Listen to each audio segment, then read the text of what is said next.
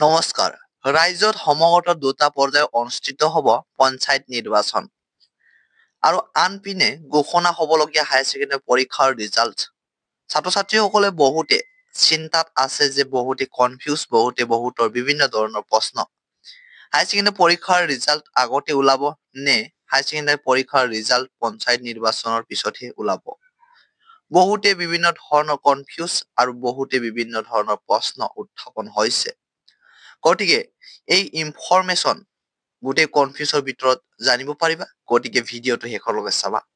আৰু লগতে যদি এই চেনেলটো প্ৰথমবাৰ আহিছা তেন্তে চেনেলটো ছাবস্ক্ৰাইব কৰি ভিডিঅ'টো বন্ধুবৰ্গলৈ শ্বেয়াৰ কৰি দিবা যাতে তেওঁলোকেও গম পায়। ৰাজ্যৰ হায়াৰ ছেকেণ্ডাৰী পৰীক্ষাৰ বাবে এই মুহূৰ্তত আহি পৰিছে এটা অতিকৈ গুৰুত্বপূৰ্ণ খবৰ, এটা ডাঙৰ খবৰ। যিসকল ছাত্ৰ-ছাত্ৰীয়ে 2025 বৰ্ষত হায়াৰ ছেকেণ্ডাৰী পৰীক্ষা দিছিলা, ছায়েন্স, কমাৰ্চ, আৰ্টছ যিকোনো ষ্ট্ৰীমতে নহয় কিয়, আৰু বৰ্তমান এই সময়ছোৱাত হায়াৰ ছেকেণ্ডাৰী পৰীক্ষাৰ ৰিজাল্টৰ কাৰণে অপেক্ষা কৰি আছে, তেওঁলোকৰ বাবে আহি পৰিছে এটা অতিকৈ গুৰুত্বপূৰ্ণ খবৰ, এটা নতুন খবৰ। কিয়নো শিক্ষা বিভাগৰ লগতে ৰাজ্যৰ সংবাদ মাধ্যমৰ পৰা শেহতীয়া আপডেট আহি পৰিছে বা হায়াৰ ছেকেণ্ডাৰী পৰীক্ষাৰ ৰিজাল্টক লৈ আহি পৰিছে এটা অতিকৈ গুৰুত্বপূৰ্ণ খবৰ। অসমৰ জনপ্ৰিয় সংবাদ মাধ্যম নিউজ লাইভৰ ফালৰ পৰা এক প্ৰতিবেদন অনুসৰি হায়াৰ ছেকেণ্ডাৰী পৰীক্ষাৰ ৰিজাল্টৰ 3টা প্ৰক্ৰিয়া ঘোষণা হ'ব। তোমালোকে 3টা প্ৰক্ৰিয়াৰে মোবাইলতে চেক কৰিব পাৰিব নিজৰ পৰীক্ষাৰ ৰিজাল্ট। তোমালোকৰ হায়াৰ ছেকেণ্ডাৰী পৰীক্ষাৰ ৰিজাল্ট 3টা মেথডৰ সৈতে উপলব্ধ হ'ব। ৰিজাল্টসমূহ তোমালোকে মোবাইলতে হায়াৰ ছেকেণ্ডাৰী পৰীক্ষাৰ ৰিজাল্টসমূহ তোমালোকে মোবাইলতে চেক কৰিব পাৰিবা। তাত চেক কৰিবলৈ 3টা মেথড থাকিব। প্ৰথমটো মেথড হৈছে অনলাইন মেথড, অৰ্থাৎ ৱেবছাইটৰ জৰিয়তে। কোন কেইটা ৱেবছাইটৰ জৰিয়তে তোমালোকৰ হায়াৰ ছেকেণ্ডাৰী পৰীক্ষাৰ ৰিজাল্ট চেক কৰিব পাৰিবা। এইটো ভিডিঅ'ৰ ডিছক্ৰিপশ্যন বক্সত তোমালোকক লিংকটো দি থৈছো। তোমালোকে যদি চাব মন যোৱা চাই ল'ব পাৰা। লগতে 2 নম্বৰটো আছে যে VIA-SMS।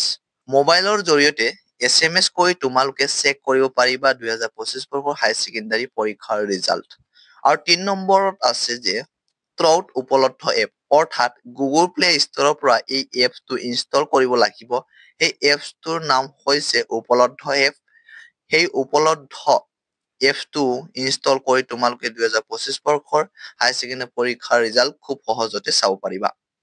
এই সময়ত বহুতৰে বিভিন্ন ধৰণৰ প্ৰশ্ন, কিয়নো হায়াৰ ছেকেণ্ডাৰী পৰীক্ষাৰ ৰিজাল্টক লৈ ধাৰাবাহিকভাৱে ইউটিউব বা ফেচবুকত ভিডিঅ' আপলোড কৰিয়ে আছে। হায়াৰ ছেকেণ্ডাৰী পৰীক্ষাৰ ৰিজাল্টক লৈ ধাৰাবাহিকভাৱে ইউটিউব বা ফেচবুকত ভিডিঅ' আপলোড কৰি আছে। বহুতে কৈছে যে কেতিয়া ঘোষণা কৰিব ৰিজাল্ট ঘোষণা কৰাৰ ডেটটো কেতিয়া ৰিজাল্ট ঘোষণা কৰিব, কোন তাৰিখৰ ৰিজাল্ট ওলাব। এই ক্ষেত্ৰত অসমৰ জনপ্ৰিয় সংবাদ মাধ্যম নিউজ চেনেল অৰ্থাৎ নিউজ লাইভৰ ফালৰ পৰা প্ৰকাশ প্ৰতিবেদন স্পষ্ট কৰি কৈছে যে এক্সপেক্টেড ৰিজাল্ট ডেট মে নাইবা এপ্ৰিল মাহত, অৰ্থাৎ এপ্ৰিল মাহৰ শেষৰ দিনটোত অথবা মে মাহৰ প্ৰথম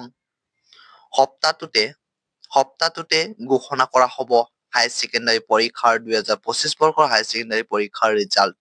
এতিয়া বহুতৰে বিভিন্ন ধৰণৰ প্ৰশ্ন, কিয়নো মে মাহৰ প্ৰথম সপ্তাহতে ৰাজ্যত 2টা পৰ্যায়ত অনুষ্ঠিত কৰা হ'ব পঞ্চায়ত নিৰ্বাচন।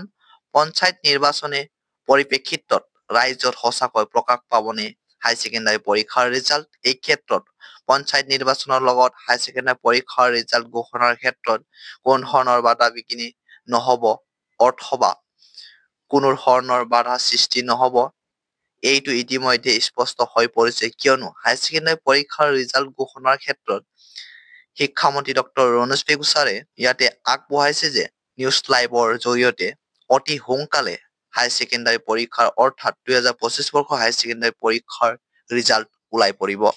মৰমৰ ছাত্ৰ-ছাত্ৰীসকল, আজিৰ ভিডিঅ'টো ইমানেই। আজিৰ এই ভিডিঅ'টোত ইমানখিনি আপডেট কভাৰ কৰিলো, অৰ্থাৎ ইমানখিনি আপডেটে তোমালোকলৈ আগবঢ়ালো। যদি এই আপডেটটো তোমালোকৰ বাবে অলপ হ'লেও হেল্পফুল হৈছে তেন্তে ভিডিঅ'টো এটা লাইক কৰি দিবা। আৰু যদি এই চেনেলটো প্ৰথমবাৰ আহিছা তেন্তে চেনেলটো ছাবস্ক্ৰাইব কৰি বেল আইকনটো প্ৰেছ কৰি ৰাখিবা, কাৰণ আমি এই চেনেলটো এনে ধৰণৰ জৰুৰী ইনফৰমেশ্যনবোৰ সময়মতে আপলোড কৰি থাকো।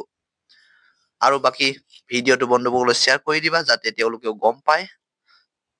চ' আজিলৈ ধন্যবাদ।